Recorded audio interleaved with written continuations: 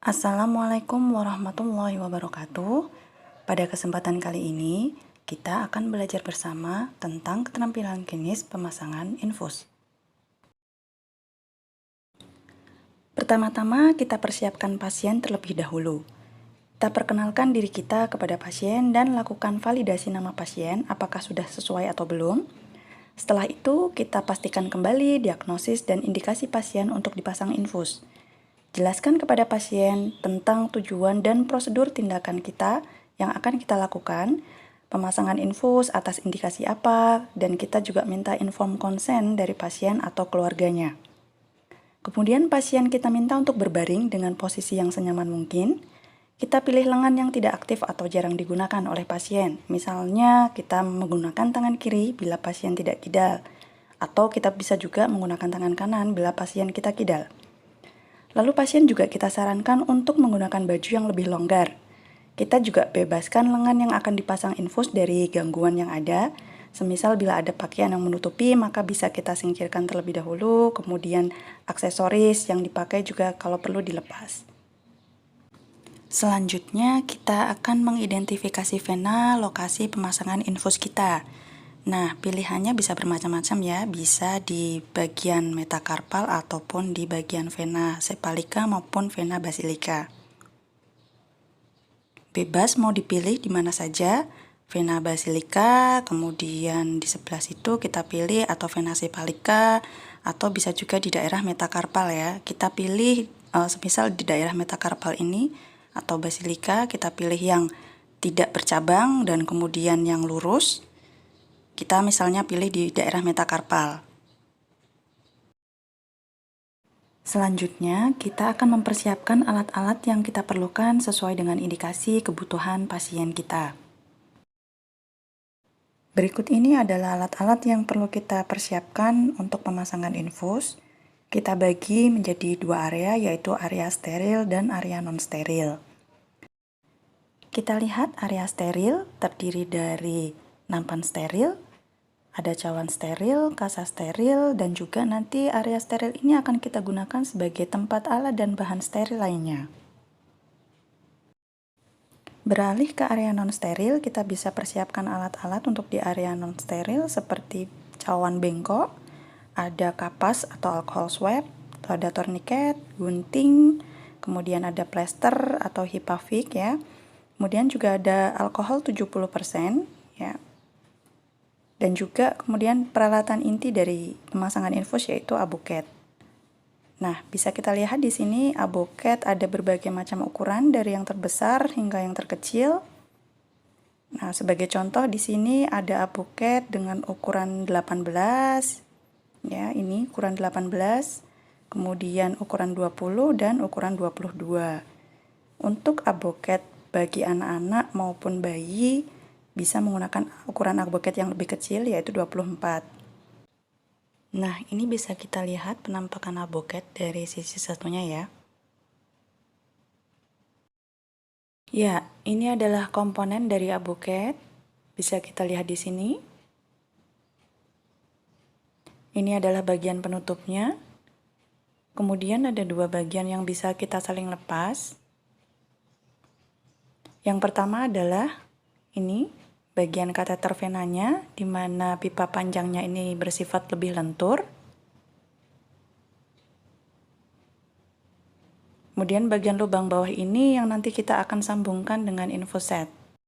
Kemudian bagian di dalamnya lagi adalah bagian jarum tajam atau stilet. Nanti di sini akan terlihat keluar darah ketika kita menusukkan aboket ke dalam vena.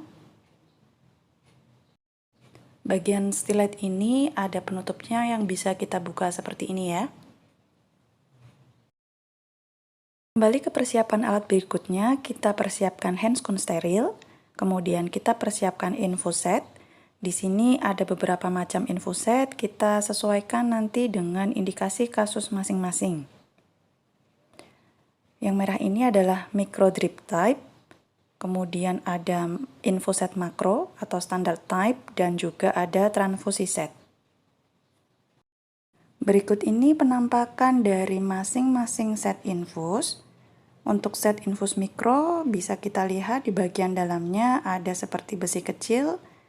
Dengan set infus mikro ini nanti tetesannya akan jauh lebih sedikit bila dibandingkan dengan tetesan dari infus set makro yang seperti ini. Kemudian untuk transfusi set, di sini bisa kita lihat ada komponen filter atau penyaring di dalamnya. Persiapan selanjutnya kita akan mempersiapkan cairan infus. Di sini ada beberapa contoh cairan infus, ada infus cairan D5, kemudian ada infus RL, kemudian ada cairan infus NaCl.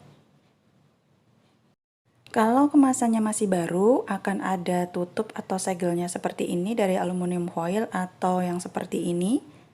Ini nanti akan kita tarik ketika kita akan membuka cairan infus set. Misalnya kita mau menggunakan cairan infus RL, maka nanti cara membukanya seperti ini, kita tarik, lalu bisa terlihat ada lubang in dan out. Untuk infus set nanti kita masukkan ke lubang in di sini. Sedangkan untuk yang kemasannya segelnya dengan aluminium foil, seperti ini, maka bisa kita lakukan buka dengan cara seperti ini ya.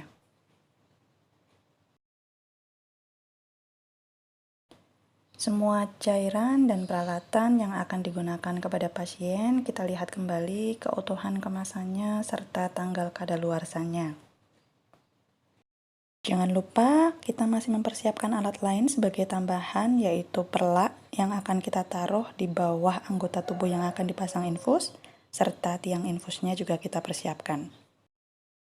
Untuk alat dan bahan yang membutuhkan kesterilitasan, maka bisa kita persiapkan terlebih dahulu. Aboket bisa kita buka di daerah ini, ada bagian yang untuk tempat membukanya, kemudian nanti akan kita jatuhkan di dalam nampan steril.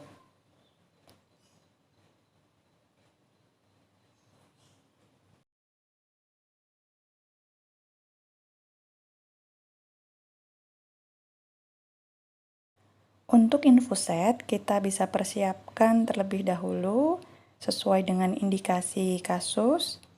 Misalnya kita akan menggunakan tipe standar untuk pasien dewasa. Nah, bisa kita buka di sini, ada bagian tulisan sobek di sini, bisa kita sobek, kemudian nanti akan kita taruh di area steril.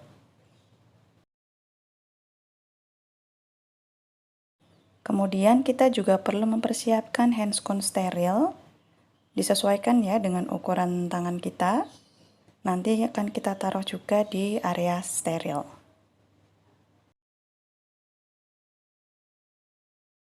Sebelum kita beralih kepada pasien untuk prosedur tindakan pemasangan infus, jangan lupa kita persiapkan terlebih dahulu untuk memasang infus set atau transfusi set yang sudah dipilih pada kantong infus dengan menjaga kesterilitasan ujung infus set yang akan dihubungkan dengan kateter vena ya. Termasuk di area ini yang di dalam, kita juga jaga kesterilitasannya yang akan masuk ke dalam cairan infus. Kemudian ini adalah area yang perlu kita jaga kesterilitasannya juga ya, karena ini nanti akan kita pasangkan atau hubungkan dengan kateter vena. Kita siapkan bengkok di sini, kemudian kita buka penutup dari infus set. Lalu kita pasangkan infus set ke dalam cairan infus di area lubang in. Kita masukkan sampai mentok. Kemudian kita pasangkan terlebih dahulu cairan ini, kita gantung di tiang infus set. Sebaiknya kita arahkan cairan infus set yang ada labelnya ke arah luar supaya kita bisa membacanya. Terutama jika nanti akan ada obat-obatan yang ditambahkan, biasanya ditulis di area sini. Lalu kita bisa tutup dulu ini ya. Ini fungsinya adalah untuk mengatur membuka dan menutup tetesan. Kalau ke bawah itu menutup, kalau ke atas akan membuka. Nah, ini kita tutup terlebih dahulu. Kita akan isi bagian ini terlebih dahulu dengan cairan. Di sini terlihat ada garis batas. Nanti kita akan isi dengan cairan infus dengan cara memencet bagian ini hingga sampai kurang lebih di bawah garis. Jadi sebaiknya tidak melebihi garis ini ya.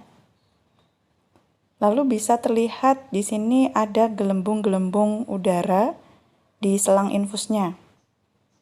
Nah, ini nanti gelembung ini yang harus kita buang terlebih dahulu sebelum kita memasang infus ke dalam tubuh pasien. Kita bisa membuka penutup di daerah sini, nanti untuk mengalirkan cairan infus supaya bisa mengeluarkan gelembung dari selang infus. Kita buka penguncinya terlebih dahulu. Kita alirkan cairan infus hingga gelembungnya hilang. Nah, setelah hilang maka bisa kita kunci kembali. Kemudian kalau tidak ada asisten, maka untuk memudahkan kita nantinya, kita bisa membuka bagian penutup ujung ini supaya nanti bisa kita langsung hubungkan dengan kateter vena. Kita buka ujungnya. Kemudian area ini yang harus kita jaga kesterilitasnya. Nanti ujung ini tidak boleh menyentuh bagian-bagian yang tidak steril.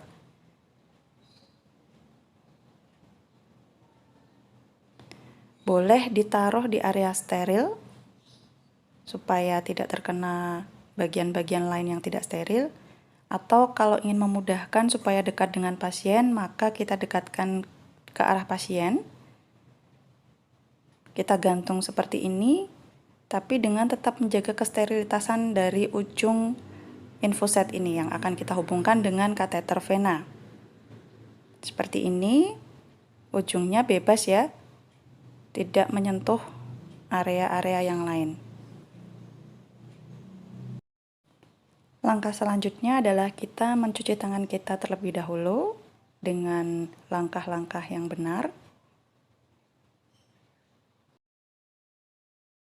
Setelah mencuci tangan, yang akan kita lakukan adalah kita akan membendung lengan pasien di daerah proksimal dari lokasi yang akan dipasang infus, sambil kita meraba kembali vena yang akan dipasang. Nah, yang akan kita bendung dengan torniket adalah di bagian proksimal dari area pemasangan infus kita, bukan dari area proksimal lengan ini ya, tetapi di area proksimal tempat lokasinya. Semisal kita di metakarpal, maka yang akan kita bendung adalah di daerah atasnya. Banyak yang kehabisan waktu dalam pemasangan torniket karena tidak tahu cara memasangnya. Ini adalah area bebas. Yang perlu dipasang adalah dengan cara seperti ini. Sebenarnya simpel saja, cuma kadang-kadang karena bingung kemudian tidak tahu cara memasangnya, jadi memakan waktu yang lebih banyak.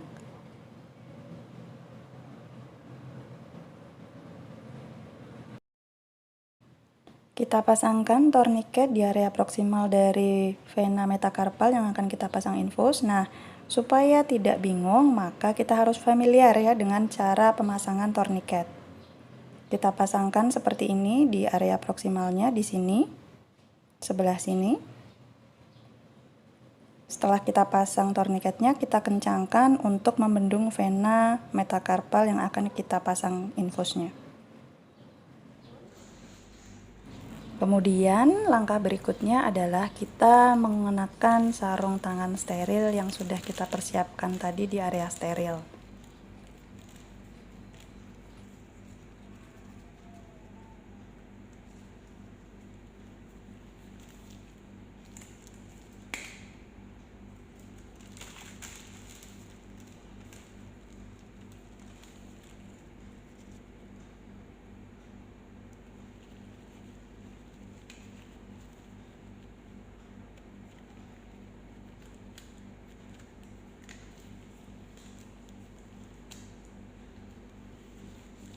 Kita desinfeksi terlebih dahulu daerah vena yang akan kita suntik aboket ya. Dengan cara sirkuler. Memutar, kemudian kita ambil aboket sesuai dengan ukuran pasien ya. Ini kita menggunakan ukuran 18 karena untuk pasien dewasa. Kita buka aboketnya. Lalu insersikan jarum ke dalam vena metakarpal dengan posisi bevel menghadap ke atas ya. Dengan sudut kira-kira sekitar 30-40 derajat dari permukaan kulit. Kita masukkan jika darah sudah nampak ya di sini. Kita stop dulu sebentar. Jangan dimasukkan semuanya karena masih ada jarum stiletnya di situ. Kita dorong kateter venanya ke dalam sambil kita tarik stilet jarumnya itu ke arah luar. Kita dorong kateter venanya itu sampai benar-benar masuk ke dalam vena secara keseluruhan.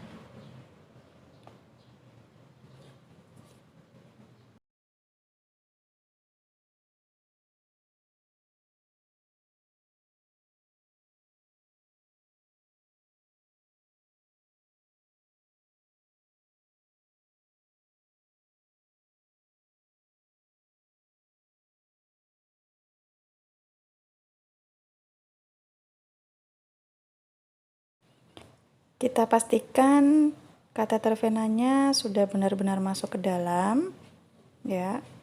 Sebelum stilet jarumnya itu kita ambil semuanya. Karena kadang-kadang kalau stilet jarumnya sudah kita keluarkan, kemudian kateter venanya belum masuk secara keseluruhan, itu nanti bisa kurang dalam masuknya dan rawan untuk lepas seperti ini. Nah, rawan untuk lepas ya nanti ketika dipasang. Kita tarik stilet jarumnya keseluruhan. Nanti kalau kita tarik stiletnya, maka kita tekan di daerah ujungnya supaya darahnya tidak keluar ya. Karena kalau dilepas nanti darah bisa keluar melalui lubang kateter venanya. Sebelumnya jangan lupa kita lepaskan terlebih dahulu torniket. Kemudian kita tekan seperti ini dan jarumnya kita lepas sambil kita pegang. Ini kalau tekanannya yang di area sini dilepas, nanti darah bisa mengalir kemana-mana ya. Jadi kita harus tekan, sambil ditekan kita ambil infuset. Ujungnya harus kita jaga ya supaya tetap steril. Kita pasangkan, hubungkan dengan kateter vena seperti ini.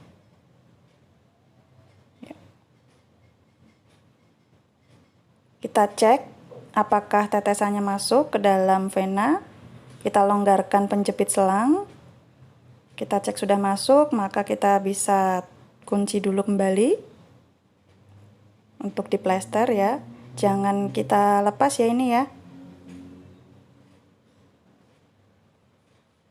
Kalau dilepas nanti seperti ini. Sembari kita mempersiapkan atau mengambil plester, hipavik, dan kasa, kita pegang seperti ini. Kemudian kita ambil plester untuk memfiksasi pangkal dari kateter vena di kulit supaya tidak mudah lepas. Kita bisa pasang plester seperti ini, bisa dengan cara menyilang supaya tidak mudah lepas.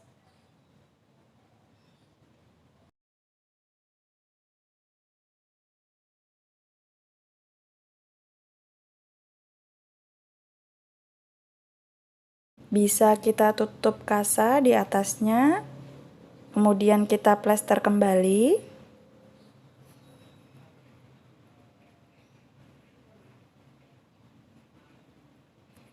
Nah, untuk memfiksasi lebih lanjut supaya tidak mudah lepas ketika pasien beraktivitas, maka kita bisa tambahkan fiksasi di daerah sini.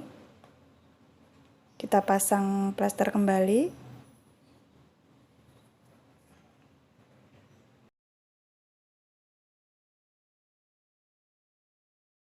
Nah, selesai sudah kita melakukan fiksasi pada infus pasien.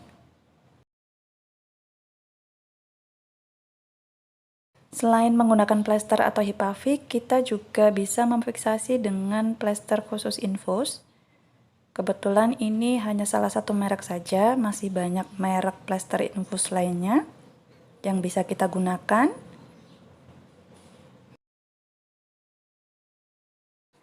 Cara pemasangannya seperti ini, di bagian belakangnya sudah ada perekatnya. Kita bisa buka sedikit, kemudian kita pasangkan di atas ujung kateter vena untuk menutupi ujung kateter vena ya, yang masuk ke dalam kulit.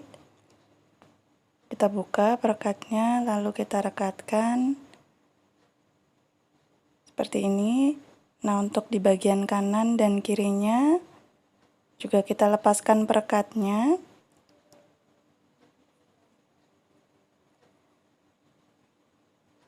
Kita rapikan ya di area kanan dan kirinya ini.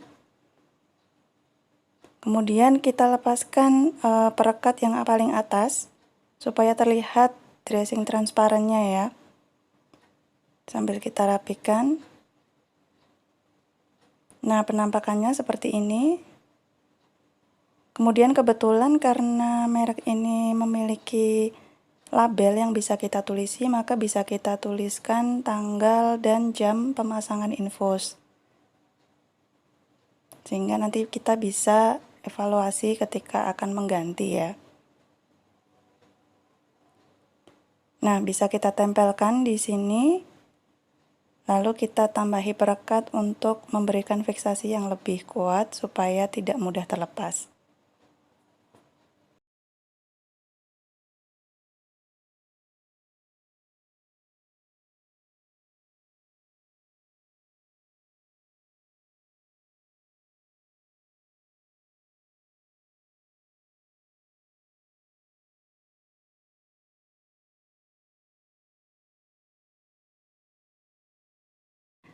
Setelah selesai melakukan fiksasi, maka kita akan mengatur tetesannya.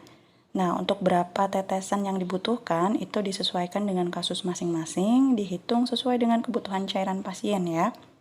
Tetapi cara untuk mengatur kecepatan tetesannya ini yang akan kita pelajari di sini.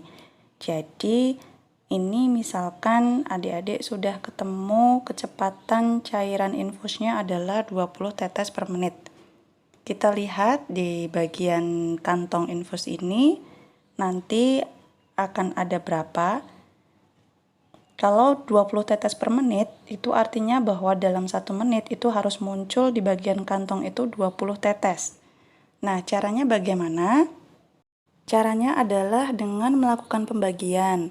20 tetes per menit artinya satu tetesnya adalah 3 detik. Nah, kita cek di kantong ini bahwa satu tetesnya itu dalam 3 detik hitungan. Kita longgarkan penjepit selang infusnya sambil kita paskan satu tetesnya dalam 3 hitungan. 1, 2, 3, 1, 2, 3 sampai ketemu kecepatan tetesan yang tepat. Kalau sudah, maka kita lakukan edukasi kepada pasien.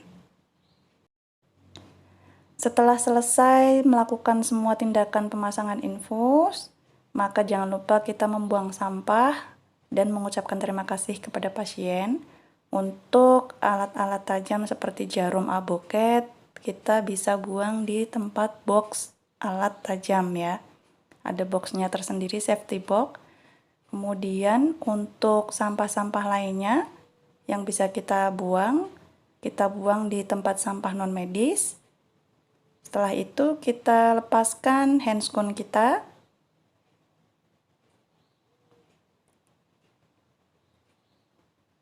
Lalu handscoon ini kita buang di tempat sampah medis.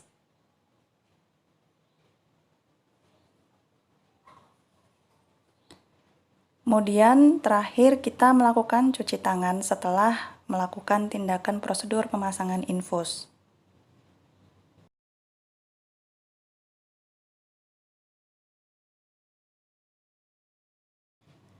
Nah, berikut ini adalah beberapa kesalahan yang sering dilakukan oleh mahasiswa.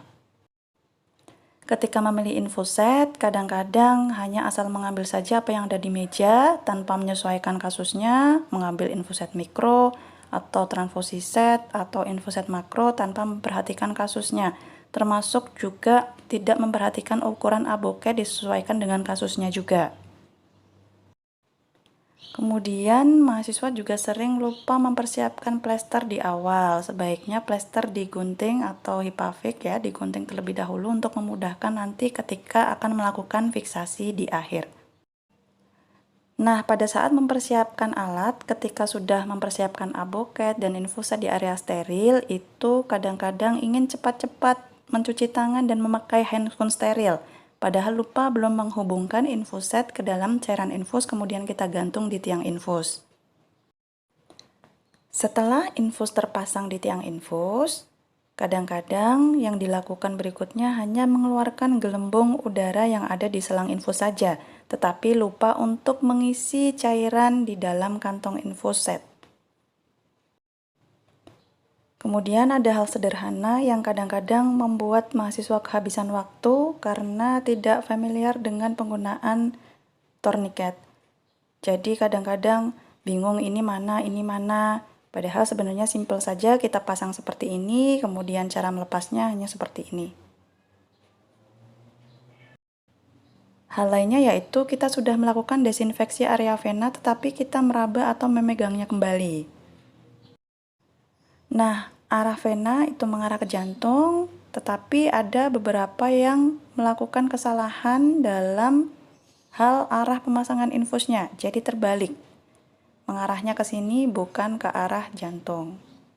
Namun kesalahan ini hanya sangat sedikit ya. Kemudian ada juga yang masih kurang teliti dalam penggunaan aboket. Jadi ada yang masih meninggalkan jarum ketika memasang infuset ya. Ketika sudah terpasang aboketnya, itu bukannya jarumnya ditarik tetapi tutupnya jarum yang dilepas, kemudian yang dihubungkan dengan infuset adalah itu. Padahal seharusnya adalah jarumnya kita keluarkan, yang dihubungkan dengan infuset adalah kateter venanya ya. Seringnya mahasiswa juga lupa untuk melepas torniket pada saatnya, kadang-kadang ingatnya baru terakhir. Akhirnya selesai sudah pembelajaran pemasangan infus kita pada kesempatan kali ini. Kami ucapkan selamat belajar untuk adik-adik semua.